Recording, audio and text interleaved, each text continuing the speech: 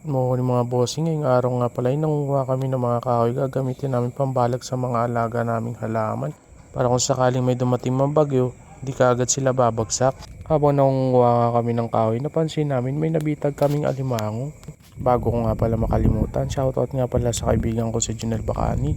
Nakaka-amaze talaga makita pag may nabibitag kaming alimango. Bukod sa nakaka-amaze, nakakagutom pa. Sobrang sarap niya kahit ilaga mo lang, laban na. Sobrang sarap talaga niyan mga bossing.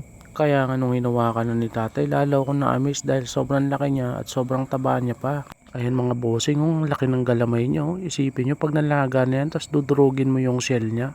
Sobrang taba niyan, sarap kainin. Lalo na pag sinawsaw mo sa sukang mangang. Mapaparami ka talaga ng kain. Kaya na nga, tinali na ni tatay yung alimango para wala na talaga siyang takas. Para makasiguro na rin kami mauulam namin siya mamaya. Ayan, tignan natin guys kung paano tinatali ni tatay. Medyo may kahirapan pa rin pagtali niyan.